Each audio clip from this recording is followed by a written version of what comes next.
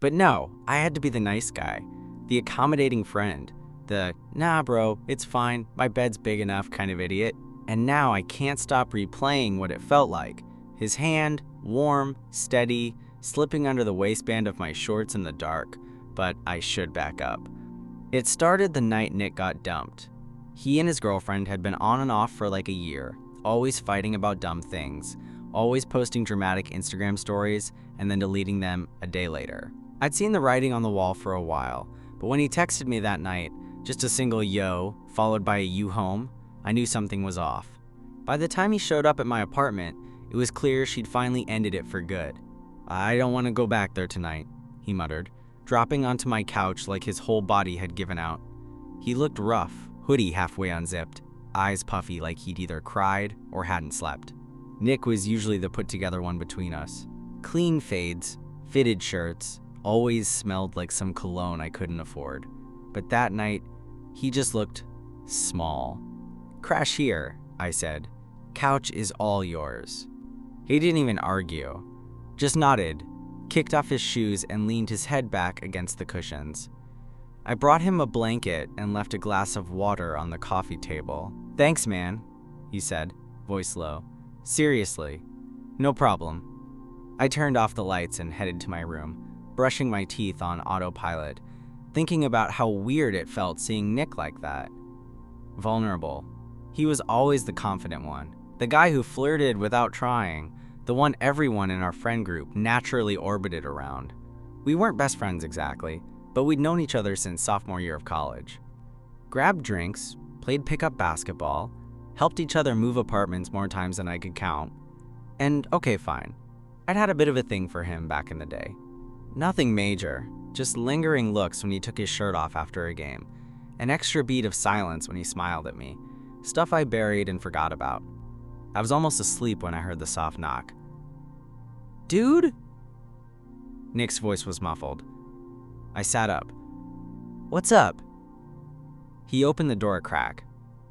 "Sorry, your couch is wrecking my back. Do you mind if I crash in here?" I hesitated for a second. Not because I cared, just I wasn't expecting it. "Yeah, of course," I said, scooting over. "It's a queen, plenty of room." Nick stepped in, wearing just his gym shorts and a tank top, his hair messy, blanket draped over one arm like a sleepy kid. He climbed in without another word, facing away from me, and we both lay there in silence, the room dim with just a sliver of light from the hallway. I stared at the ceiling, suddenly hyper-aware of everything. The warmth of his body next to mine, the slight dip of the mattress where he settled, the faint smell of his shampoo, sharp and clean. Eventually, I drifted off, and then I woke up. I don't know what time it was, maybe 3, maybe 4, but I remember the feeling, pressure, heat, a weight against me that hadn't been there before. I blinked into the darkness, trying to orient myself, and that's when I felt it. His arm was around my waist, his chest against my back, and his hand was inside the waistband of my shorts. I froze. Every muscle in my body stiffened. My heart was hammering in my chest like it wanted to escape, but my brain was screaming, "Don't panic, don't freak out, just move," but I couldn't. Not yet. Not while his fingers were there, warm and light, teasing without actually being rough. It was confusing, terrifying and thrilling all at once. Nick's breathing was steady, slow, almost like he was asleep, but the way his hand lingered, it was deliberate. I swallowed hard, fighting the urge to shift away, but something inside me, something I'd buried for months, made me want to stay. "Nick," I whispered, barely audible, more of a sound than a word. His hand twitched slightly. He didn't pull away. I debated my next move. Should I push him off? Pretend I was asleep? Or see where this went? My mind was a storm, every scenario flashing in a frantic loop. But then I realized I didn't want to stop it. Not really.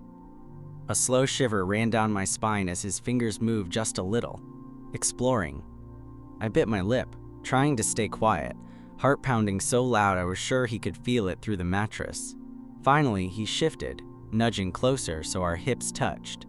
I froze again, aware of every curve, every heat of his body pressed against mine. My pulse was racing, my breathing shallow. I didn't know if he was awake. I didn't know if this was a dream. But I couldn't deny how right it felt. Then, just as suddenly, he pulled back slightly, whispered into my ear, "You awake?" I barely nodded, words caught in my throat.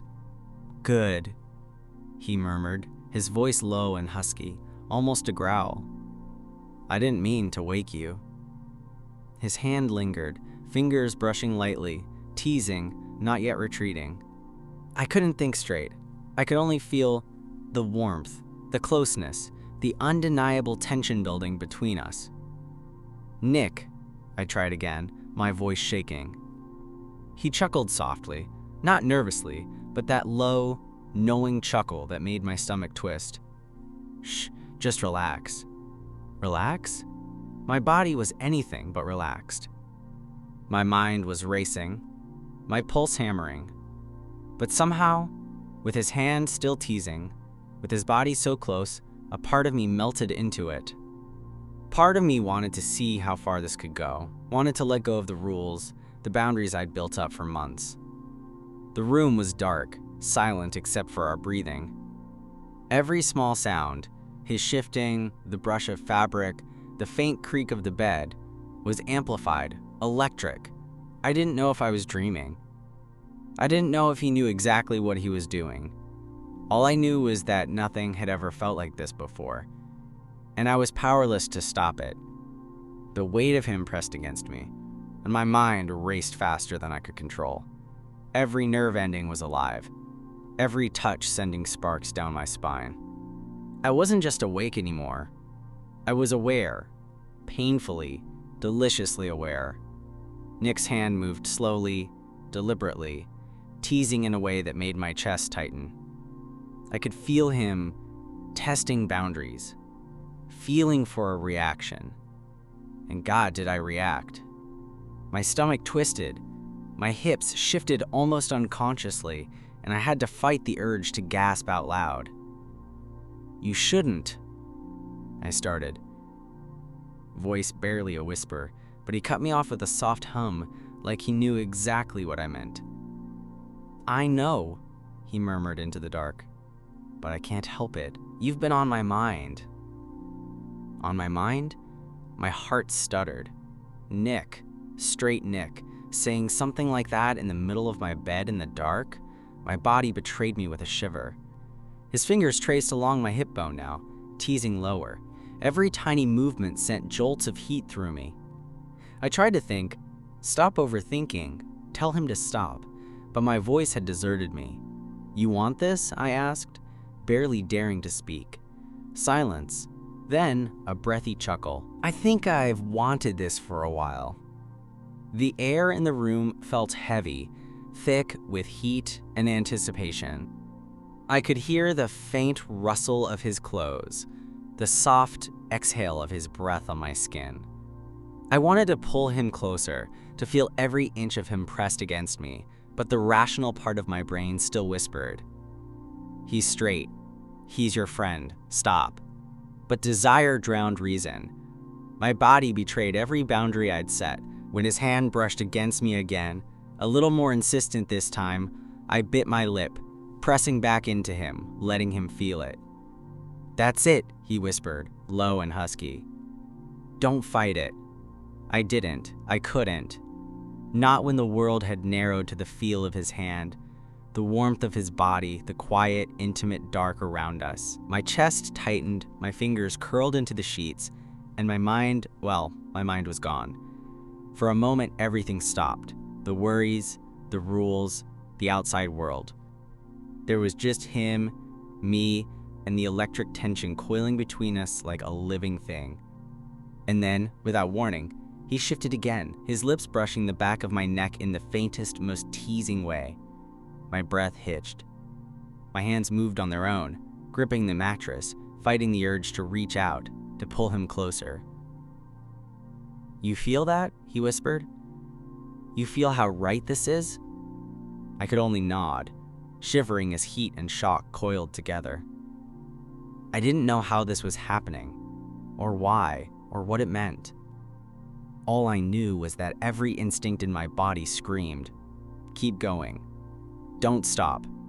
And I didn't. I couldn't tell if I was dreaming or if this was real. Every nerve in my body was on fire, and the darkness of my room seemed to amplify every sensation.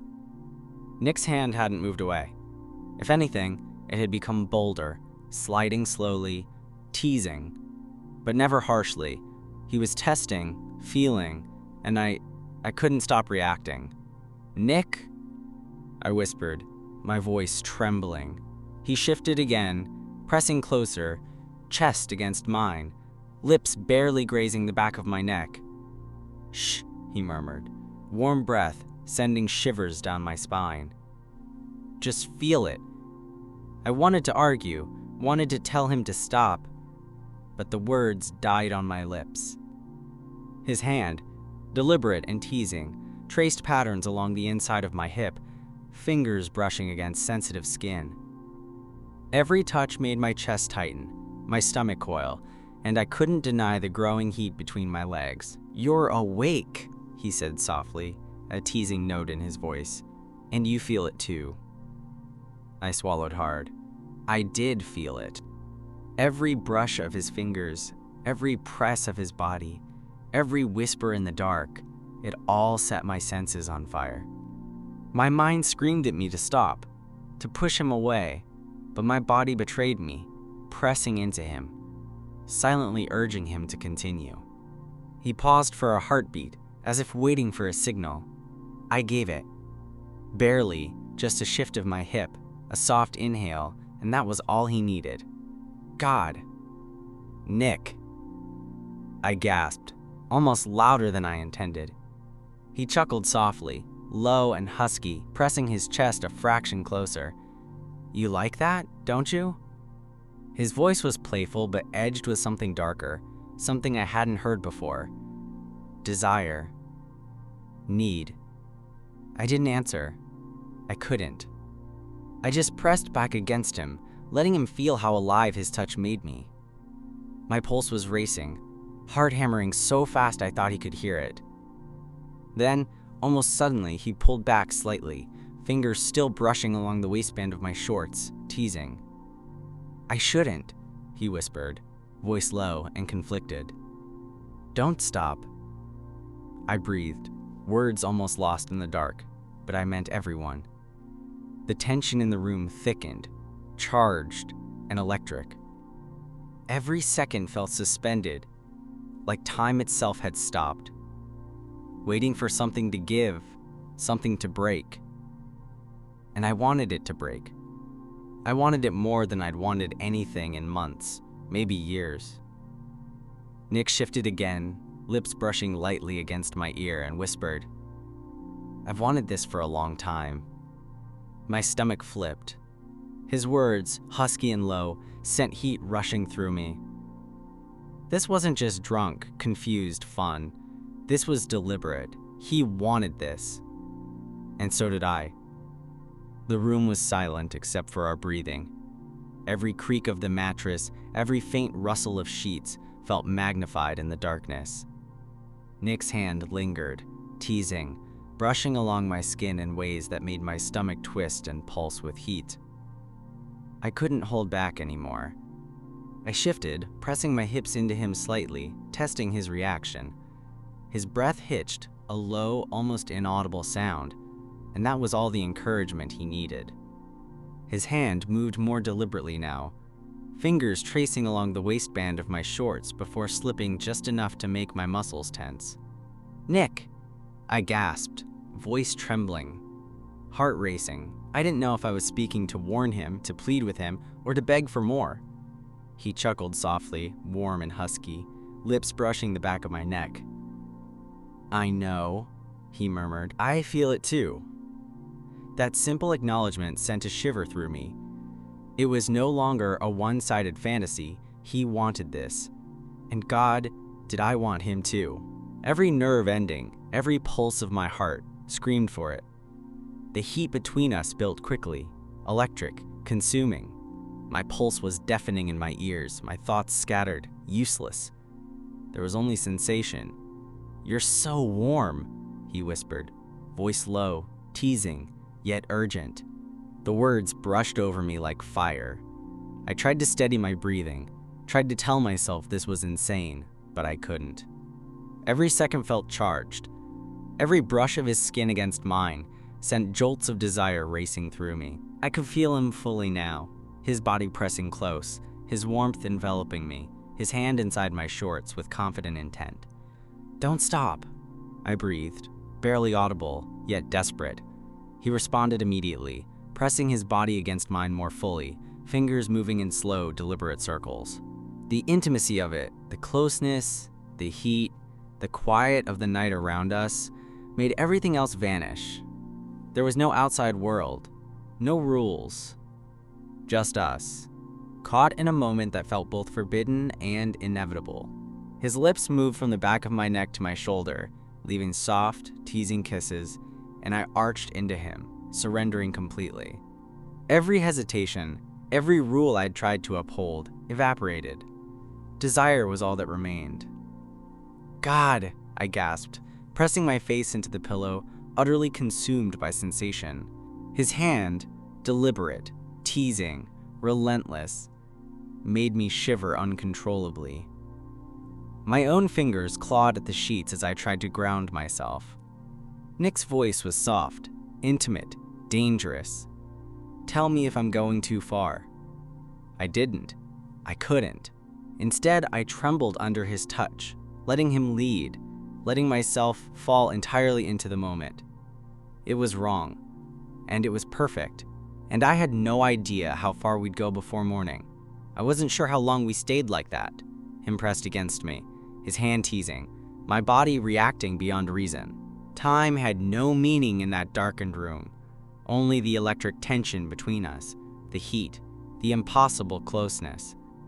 Nick's whispers were soft, intimate, drifting over my skin like fire. "You feel that, right?" he murmured, brushing his lips over the curve of my shoulder. I could only nod, breath shaky, heart hammering like it wanted to escape my chest. Every move he made was deliberate, testing boundaries, feeling reactions, and I couldn't stop responding. I pressed back against him, hips shifting slightly, letting him know without words that I wanted more, needed more. Then he paused, just for a second, enough for me to catch my racing breath. "I've never done this before," he admitted, voice low, almost vulnerable. "Not with a guy, not like this." My stomach twisted, not with fear, but something else. Desire mixed with the sudden realization that this wasn't just reckless fun for him either. He wanted this. He needed this. I turned slightly, just enough to see the faint outline of his face in the dim light. His jaw was tight, lips parted, eyes unreadable yet focused entirely on me. He hesitated, fingers lingering, then whispered, "If you want me to stop, say it."